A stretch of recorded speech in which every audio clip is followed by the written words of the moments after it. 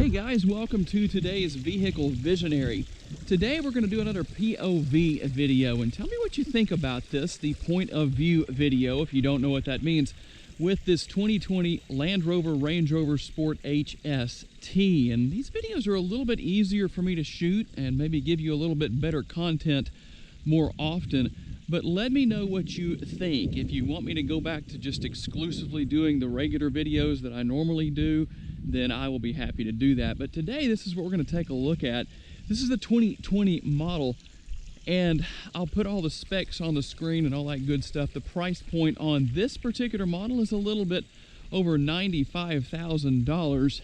And while this is not the 518 horsepower model, which, by the way, if you're wanting to know where the hood latch is, if you're an owner of one of these, it's literally right here in the middle of the hood between the E and the R, between Range and Rover. So that's makes it a little bit easier to find. Now, this isn't the big 518 horsepower V8, the supercharged V8, but it is the turbocharged 3-liter 6-cylinder. And it puts out a lot of power, 395 to be exact, and 406 foot-pounds of torque. And believe me, when we do our test drive later on, I'll drop the hammer and you'll find out that it's definitely no slouch by any means. 406 foot-pounds of torque, that's mated it to an 8-speed automatic transmission. And I'll list all the information on the screen for you. I don't know how well you can see this, but the gas mileage is 19 city, 25 highway, combined 21. You do have the 22-inch alloy wheels, and I have to admit that those black wheels took a little while to grow on me over the last couple of years, but I've come to really like those. And you'll also notice the red brake calipers. I think that looks really good. It's just a nice color contrast, just perfect there. The only thing I would personally change, I think if it was me, Land Rover would actually be in black instead of in white. Tell me what you think about that. Now, when it comes to the interior, this is different from any I have reviewed in the past, but I definitely like the color combination here in the interior of this particular model. Very, very nice. Plenty of space, of course, all the latest bells and whistles you would expect from Land Rover. The dual air conditioning vents and all that good stuff. You got your USB ports and all the things you would expect back here. Very nice armrest with a couple of cup holders here and a little bit of storage there. And of course, you do have the panoramic sunroof. That is a very nice, large panoramic sunroof. I must say, I like that feature a lot. And of course, when it comes to cargo space, you're not hurting for that. I've got my front seat a little bit too far back to be able to put that all the way down, but these do fold all the way down to maximize your cargo space, depending on what your situation is, if you want to do so. And by the way, did you see that? Don't close the door all the way, it'll close for you. Very nice feature. Nothing new, but something I definitely like. You will find the rear roof spoiler here and the exhaust finishers. Now, I will show you in case you don't know. Even though the exhaust does actually come to the finishers like that right there, as you see, not something you normally see on all the vehicles, but that's actually just a finisher. It's not actually anything more than cosmetic. It's not connected to the exhaust, but still the exhaust still does come all the way back. Now, you might notice that the rear of this Range Rover is a little bit high off the ground. Let me show you how quickly you can level the suspension. Watch this. I hope you can see how quickly that's going down on your screen, but it's going down very quickly. So obviously a very nice feature, and of course it gives it a very nice profile. Hopefully you can tell the difference on that compared to how it looked when I first started the video. And you do have a cargo cover here if you wish to use that for keeping things out of view, or just maybe helping to give them a little bit more shade. And that cargo cover is removable, so that's not a problem here. And of course, you got your additional space right here. You can lower the seats to maximize your cargo space here. And let me show you one more thing, something you don't get in every single vehicle: a full-size spare. So that is a very, very helpful thing to have, especially if you're going to go off-roading or anything like that. And of course, when it comes to technology, like I said earlier, the Range Rover Sport HST, not hurting for anything. Push button ignition right here. And of course, you've got all your screens right here. Let's see here. You've got a fully power adjustable steering wheel. I'm hoping you can see that real well. If not, I'll take a look at that and put pictures up if I have to. But ultimately what you have here is a very nice view. You can adjust the steering wheel. It's tilt and telescopically adjustable, and of course, as you can see, you've got the steering wheel mounted controls, everything you would expect there. And I do like the paddle shifters here. They're very large, although the one thing I'd like to see on more vehicles, and there are some out there that have this, is when you move the steering wheel, I'd like to have the shifter paddles have the ability to stay in place and not actually follow the steering wheel, because it just makes it so easy. If you're making a hard turn to the left or to the right and you need to change gears, well, you have to find it first, and that can be a little challenging. Now, let me show you a couple of interesting things here. Of course, you have all of the typical features you would expect here: Apple CarPlay, Android Auto, all that good stuff. And let me show you one little thing here. We'll get this to come up. Of course, you have the day and night mode. A little slow to come up sometimes, but there it is. It actually came up pretty fast that time. Let's see if we go back. I don't know which one's easier for all of you to see. Hopefully you can see this real well. See, the top screen was a little bit slower that time, but I want to show you one thing here. And a lot of people I know that you can adjust the angle of the screen, but what I typically see people doing when it comes to that is they do this. And while it will kind of go down just bit by bit by bit, watch this. All you have to do is just hold it down. You don't have to actually tap it to get it to go down or come back up. So that's a very nice feature right there. And so as you can see, and it's not super slow to do that either. It actually does it in a pretty quick manner. So, and then you have the lower screen here, a lot of information. All you've got to do is click on that.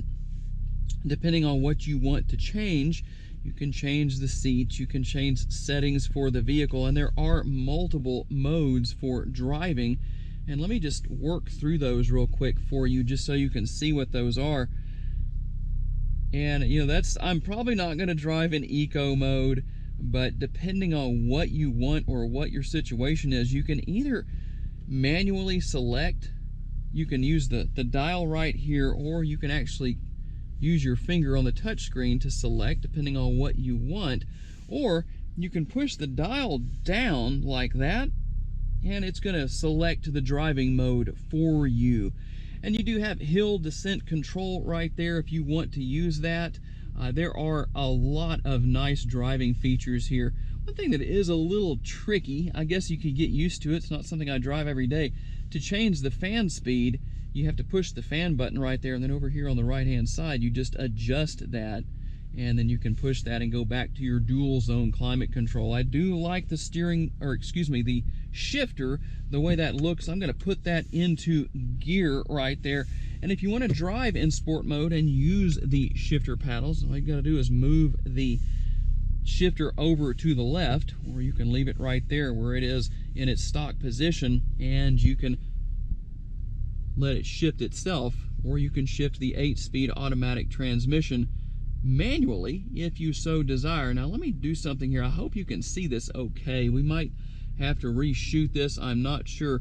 But of course you do have multiple camera angles, and I like the fact that you can select what you're looking at.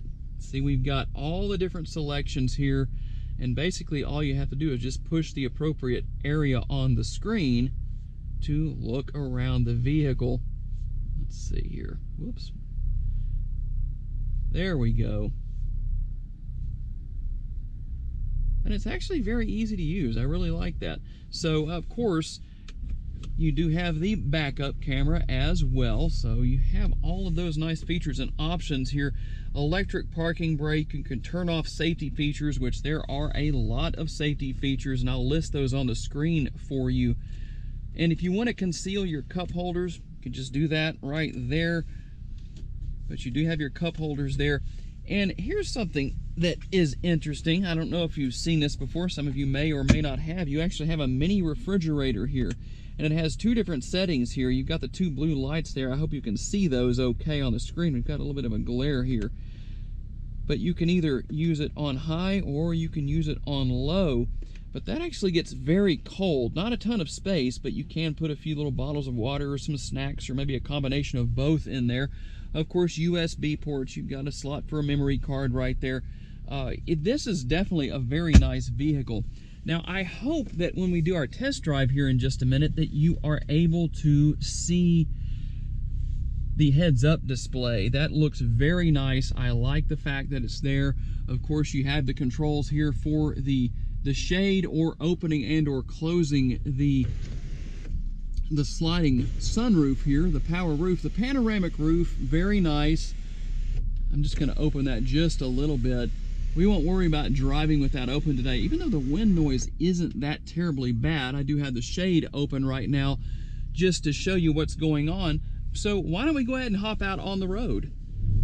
Okay guys, we're going to get out on the road here. I'm going to tell you what, I just love the feeling of this steering wheel. It is a heated steering wheel, but I tell you what, during the heat of the summer here in Northwest Louisiana, it sure would be nice to have a cooled steering wheel, but that's not what we have here. But anyway, we are getting into the cooler parts of the year, so that might actually help out a little bit. But the overall feeling of the steering wheel, nice and comfortable, and I've got myself sitting pretty low compared to what I normally would when driving a vehicle, just because I want you to be able to see out of the windshield real well and hopefully have a better view of the interior here as we make our drive. But out of all the different driving modes, I'll tell you what, comfort is very comfortable. And of course, this is an off-road capable vehicle, so if you want to go off-road, go on some pretty extensive off-roading, you actually can.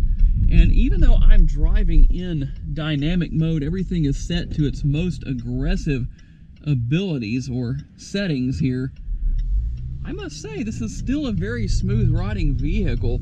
So we're going to get out here on the road. Now, I didn't really get into the horsepower just right there, even though this is a turbocharged engine. So if you hit it just right, it will really push you back in the seat, and we'll see about doing that again later on in the video. But just the overall driving experience, I really like the feeling of being able to lower the vehicle down, bring it to a more aggressive stance. It just looks better to me that way. But if I wanted to drive around with everything lifted up, it just depends on what your situation is. And of course, there are multiple reasons why you might want to change that. But what I have discovered is it really doesn't affect the ride quality. And even though we're definitely not on a road that's rough by any means, that's one advantage to using the GoPro as I'm doing right now, is the fact that basically what this does is it allows the ride to be a lot more smooth, and that means that the camera angle is a lot more smooth. And unfortunately, as you can see, we have a common problem here with the train blocking the tracks, and so I am not going to be able to go the way that I normally would in this respect. It's just one of those unfortunate problems that we have. So we'll turn around here and go back, and I can give you a good little acceleration pull.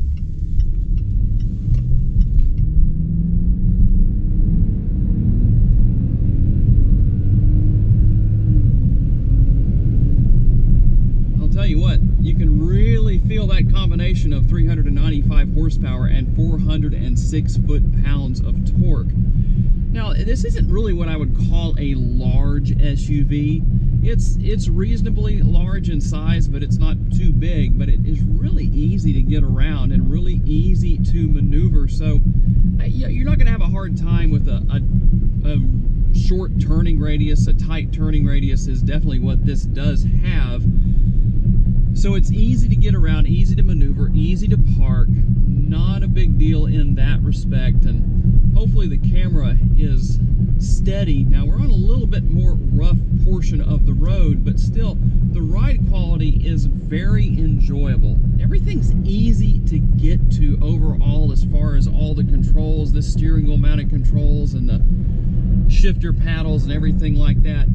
Although I think it would be nice to maybe have some dials here for controlling the fan speed, or selecting the fan speed basically, compared to what we have here. And it's, you know, somebody who drives this every single day, you might say, well, it's really not that bad once you get used to it.